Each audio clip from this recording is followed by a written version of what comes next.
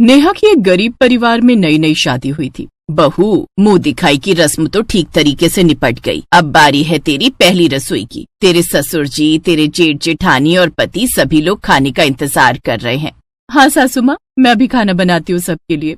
नेहा की ससुराल एक गांव में थी। एक कच्चा सा टूटा फूटा मकान था। नेहा भी ज्यादा अमीर खानदान की नहीं थी। खैर, नेहा इधर उधर जाकर रसोई ढूंढने लगी। तभी उसके पति मुरली ने उससे कहा, अरे नेहा, इधर उधर क्या देख रही हो?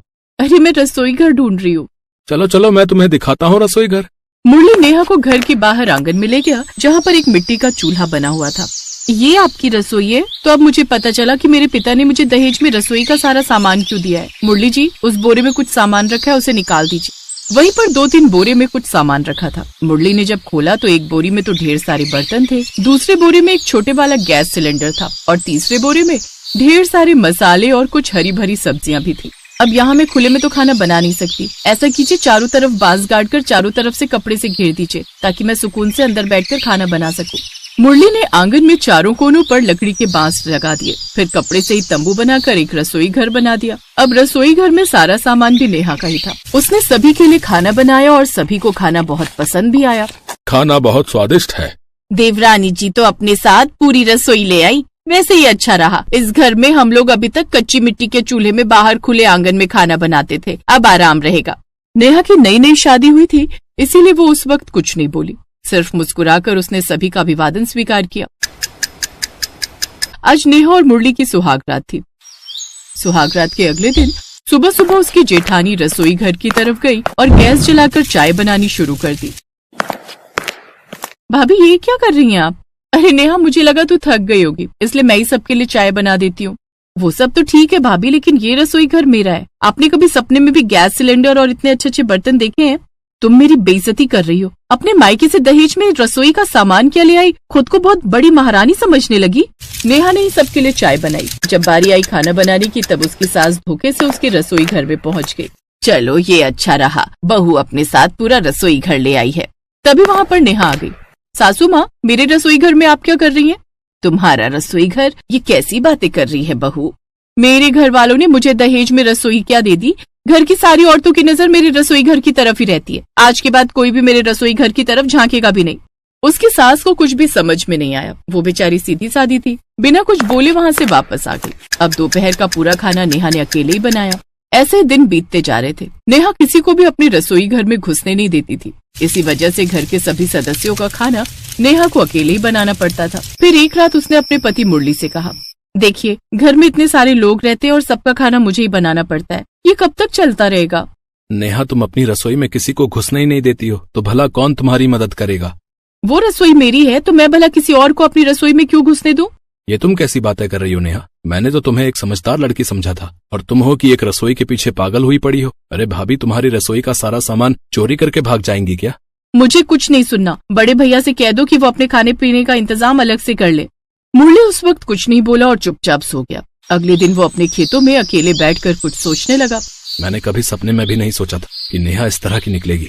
यही सब सोचते सोचते काफी वक्त बीत गया और मुरली अपने घर वापस चला गया। लेकिन उसने घर आकर देखा तो नेहा अपनी भाभी और सास से लड़ झगड़ रही थी। ये रूप मुरली ने उसका पहले कभी नहीं देखा था। नेहा, ये क्या कर रही हो तुम? तुम्हें अपनी भाभी और माँ से बात करने की तमीज नहीं है क्या? मैंने तुमसे कल ही कहा था कि हम दोनों की रसोइयों को अलग अलग हो जाना चाहिए। मैं अपनी दहेज की रसोई में किसी की भी नजर नहीं लगने देना चाहती। जब देखो तब ये दोनों मेरी रसोई में घुसने की कोशिश करती रहती हैं। बहू, ये सब क्या बोल रही है तू? हम सबको हमेशा मिलजुल कर रहना चाहिए, और सब अपने ही लोग हैं भाई। तेरी रसोई का सामान लेकर कोई भाग थोड़े ही जाएगा। मुझे सबसे ज्यादा अपने दहेज की रसोई प्यारी है। इससे बढ़कर मेरी जिंदगी में और कुछ भी नहीं। नहीं नहीं, ये रसोई क्या, ये पूरा घर भी तुम्हारा ही है। तुम ऐसा करो, अपनी रसोई और अपना घर लेकर अकेले रहो। हम सब यहाँ से जा रहे हैं, अकेले ही मजे करो। कोई तुम्हारे बीच में दखल अंदाजी नहीं करेगा। हाँ, मुझे भी किसी की जरूरत नहीं। जिसको देखो मेरे दहेज की रसोई के पीछे ही पड़ा रहता है। घर के सारे लोग मुरली को समझाते रहे, लेकिन मुरली का गुस्सा अब हद से ज्यादा बढ़ चुका था। उसने जल्दी जल्दी अपना, अपने माता पिता का और भैया भाभी का सबका सामान पैक किया और सबको लेकर वहाँ से निकल गया। नेहा अब उस घर में अकेली बची थी।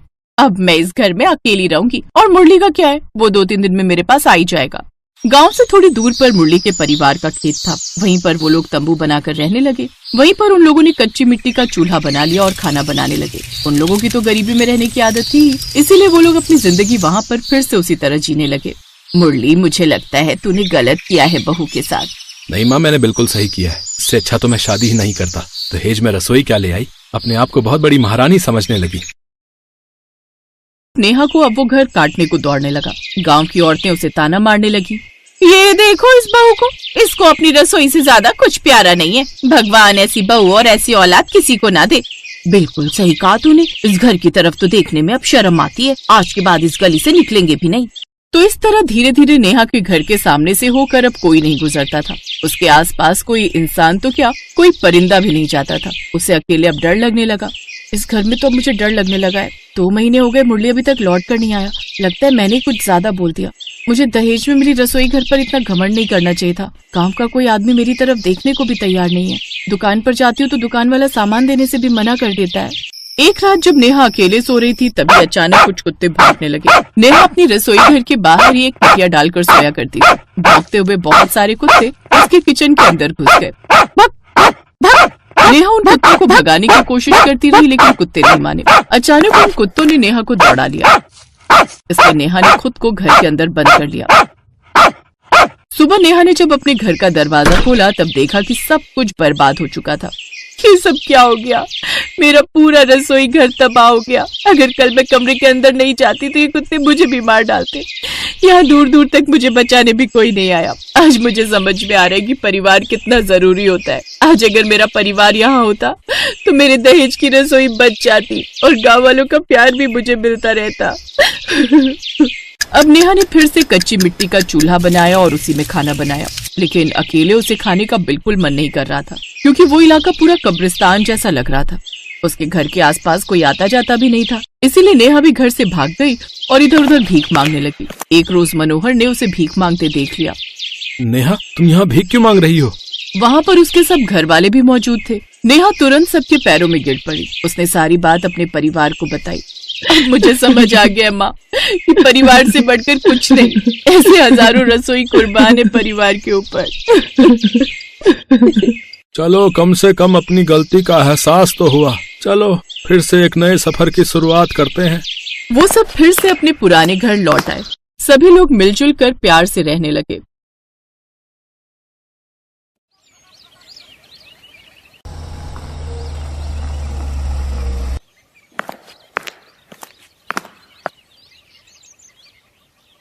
जीती रहे, आखिर तूने कर दिखाया निशा। हाँ पापा। इतना कहकर निशा अपने सामने खड़े आदमी को सल्यूट करती है और तभी वहाँ खड़े सारे मोहल्ले वाले निशा और राम के लिए जोर जोर से ताली बजाने लगते हैं। तालियों की गड़गड़ाहट से पूरा मोहल्ला गूंजने लगता है। तालियां रुक नहीं रही थी और उन तालियों को सुनकर राम कहीं खो जाता है। राम को याद आता है जब वो कॉलेज में था और गाना गा रहा था, तब पूरे हॉल में उसके लिए ऐसे ही तालियां बज रही थी। हर कोई उसकी तारीफ कर रहा था, पर राम तो बस संध्या को ही देखे जा रहा था। ये कहानी है राम, संध्या और निशा की। उस दिन संध्या, संध्या, आज मेरी परफॉर्मेंस है, तुम आओगी ना? क्यों? मैं क्यों आऊं? तुम आओगी तो मुझे अच्छा लगेगा। अच्छा ठीक है, मैं सोचूंगी। संध्या और राम एक ही कॉलेज में पढ़ते थे। संध्या देखने में बहुत ही सुंदर थी और बहुत समझदार और संस्कारी भी थी। राम उसे दिल ही दिल में पसंद करने लगा था। ये बात संध्या भी जानती थी, लेकिन राम उससे कह नहीं पाता था। उस दिन शाम को परफॉर्मेंस के बाद राम ने बड़ी हिम्मत करके संध्या से कहा, संध्या, मैं तुमसे कुछ कहना चाहता हूँ। रहने दो राम, मैं जानती हूँ कि तुम मुझसे क्या कहना चाहते हो। देखो, जो तुम सोच रहे हो ना, वो कभी नहीं हो पाएगा। पर दिक्कत क्या है? मैं पढ़ाई लिखाई में अच्छा हूँ, अच्छा गाना गाता हूँ, मेरे पिताजी नौकरी करते हैं, फिर तुम क्यों नहीं मान रही? मैं नहीं, मेरे पिताजी नहीं मानेंगे राम। वो एक छोटे से किसान हैं। वो चाहते हैं कि मैं और मेरी बहन पढ़ लिख कर कुछ बड़ा करें। और रही बात शादी की, तो वो कभी भी अपनी जात बिरादरी से बाहर जाकर मेरी शादी नहीं करेंगे। पर जमाना बदल गया है संध्या, अब ये जाति बिरादरी के बारे में मैं भी नहीं सोचती राम, पर मेरे पिताजी सोचते हैं। वो वैसे भी बीमार रहते हैं, मैं उन्हें किसी भी तरह की तकलीफ नहीं देना चाहती। इतना कहकर संध्या वहां से चली गई पर राम संध्या से बहुत प्यार करता था और हर हाल में उससे शादी करना चाहता था। संध्या के मना करने के बावजूद वो नहीं माना और किसी तरह संध्या का पीछा करता हुआ उसके घर तक पहुंच गया। शहर से लगे एक गांव में वो एक कच्चा मकान था। उस घर की हालत बहुत ही खराब थी। उस कच्चे घर को देखकर राम हैरान रह गया कि संध्या किस मुश्किल दौर से गुजर रही थी। वो जैसे ही घर के अंदर आया तो उसने देखा कि संध्या अपने पिता को दवाई पिला रही थी और उसकी छोटी बहन पास में ही चूल्हे पर खाना बना रही थी।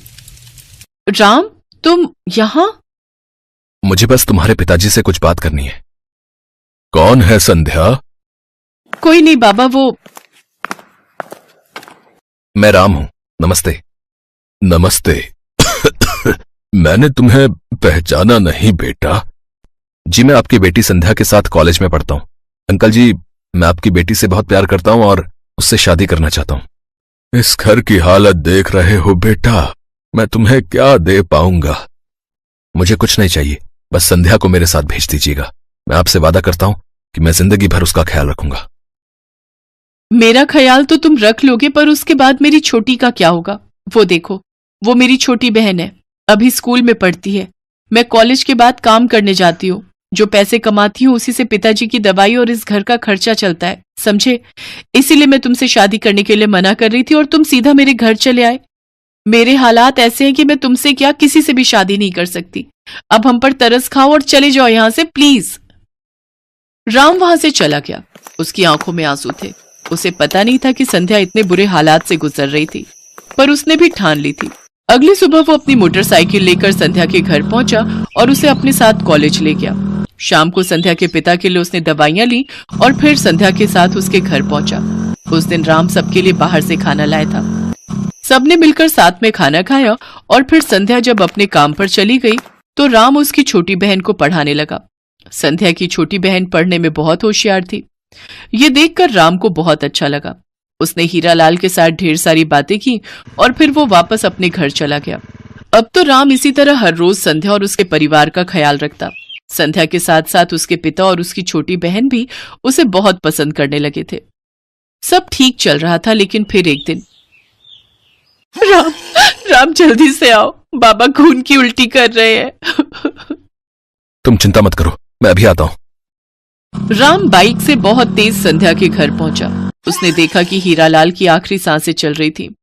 उसने फौरन एम्बुलेंस बुलाने के लिए अपना फोन निकाला, पर तभी हीरालाल ने कांपते हुए हाथों से उसका हाथ पकड़कर संध्या के हाथ में रख दिया और कहा, अब मेरे पास समय नहीं है बेटा।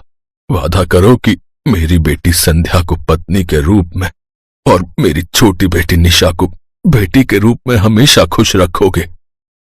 मैं वादा करता हूं आपसे। इतना सुनते ही हीरालाल ने उन दोनों के सिर पर हाथ रखा और स्वर्ग से धार गए। कुछ दिनों बाद ही राम ने मंदिर में संध्या से शादी कर ली और वो संध्या और उसकी छोटी बहन को लेकर अपने घर चला गया। पर बिना दहेज की बहू और दहेज में आई साली देखकर राम के घर वालों ने उसे घर से बाहर कर दिया। तब राम ने एक घर किराए पर लिया और एक नई जिंदगी शुरू की। लेकिन ये सब इतना आसान कहाँ था। पड़ोसी उसे और उसकी पत्नी संध्या को ताने मारने लगे। अरे देखो तो कितनी बेशर्म है ये लड़की, अपने साथ अपनी बहन को भी ले आई। और देखो तो सही, दहेज के नाम पर बस एक साली आई है जनाब की। खैर मजे तो राम के हैं, बीवी के साथ साथ साली भी मिल गई। By one get one offer मिला है इसे तो। राम, संध्या और निशा ने हर बात सुनी, पर उन्होंने किसी को कुछ नहीं कहा। फिर उसी शाम, जीजा जी आप मुझे पढ़ा देंगे? जीजा जी नहीं, आज से तुम मेरी बेटी हो, मुझे पापा कहोगी। मैं आज से तुम्हारा पिता हूं और तुम मेरी बेटी। ये वही पड़ोसी थे जो आज निशा और राम के लिए अब तक तालियां बजा रहे थे। उनकी तालियों में जैसे क्षमा याचना थी जो वो राम और संध्या से मांग रहे थे। तभी संध्या ने राम की तरफ देखकर कहा, आज तुमने अपना हर फर्ज निभा दिया। मैं खुशकिस्मत हूं कि मुझे तुम मिले। नहीं संध्या, मैं खुशकिस्मत हूं जो मुझे तुम जैसी पत्नी और निशा जैसी होनहार बेटी मिली, जिसने मेरा नाम रोशन कर दिया और लोगों के तानों को तालियों में बदल दिया।